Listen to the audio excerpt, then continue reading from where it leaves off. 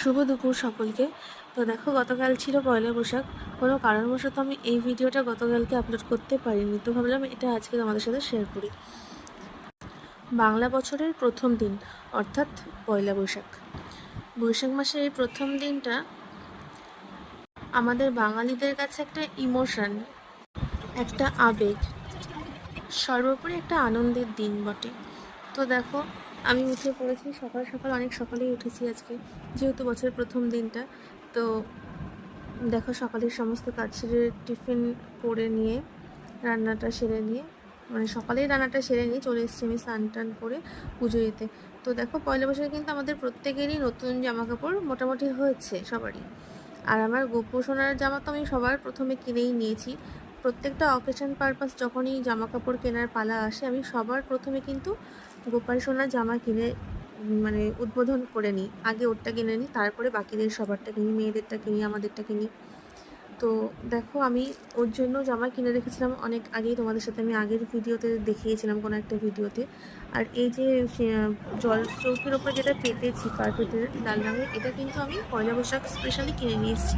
আমি ভেবেই রেখেছিলাম এটা পয়লা বৈশাখের দিন ও সিংহাসন তো না, জল চৌকি, এখনো পর্যন্ত সিংহাসনটা হয়নি গোপুর। আমার ইচ্ছে আছে ওর জন্য একটা সিংহাসন নেওয়ার, সেটা যদি হওয়ার থেকে ঠিক হয়ে যাবে। তো দেখো, আমি জলচৌকির ওপরেই এটা পেতে দিয়েছি। আর এই কার্পেটের এটা পাতার পরে পুরো লুকসটাই চেঞ্জ হয়ে গেছে ওর সিংহাসনের। দেখো কত সুন্দর লাগছে।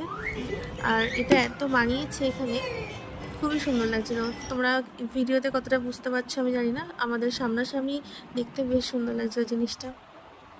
তো দেখো, গোপুসোনাকে স্নান টান করিয়ে নতুন জামা পরিয়ে দিয়েছি। বছরের প্রথম দিন বলে কথা, গোপু নতুন জামা পরবে না সেটা কী করে হয়। তো ওকে এখন সাজুগুজু করিয়ে দিচ্ছি। আর ওর প্রিয় বাসিটা ওর হাতে না দিলে একদমই অসম্পূর্ণ লাগে ওর সাজটা। তো দেখো, ফুল দিয়ে পুরো সিংহাসনটাকে ওর সাজিয়ে তুলেছি। এবার পুজো টুজো সেরে নিয়ে চলে যাব সোজা রান্নাঘরে। আজকে গোপুসোনার কাছে অনেক কিছু প্রে করেছি। আমার গোপুসোনা আশা করি সেগুলো সব পূরণ করে দেবে আমার। তো দেখো, যাই হোক, চলে আসলাম রান্নাঘরে রান্না করতে। আজকে যেটুকু রান্না করবো ভেবেছিলাম তার থেকে অনেক বেশি হয়ে গেছে করতে করতে। এতগুলো রান্না হয়ে যাবে বুঝতে পারিনি। সবটাই সিম্পল, একদম বাঙালি খাবার দাবার। তো দেখো, এখানে লাল শাক করেছিলাম বাদাম দিয়ে, পোস্ত দিয়ে, ঘি, লাল শাকের মধ্যে ঘি দেওয়া আছে। এদিকে ছিল কচুর শাক, এটা পটল ভাজা, মিষ্টি আলু ভাজা, আর এদিকে আছে মাছ ভাজা। আর এ দেখো, এখানে করেছিলাম একটু ভেজ ডাল, আর এটা হচ্ছে রুই মাছের পাতলা ঝোল আলু দিয়ে টমেটো দিয়ে। আর এখানে করেছিলাম একটু পায়েস টমেটো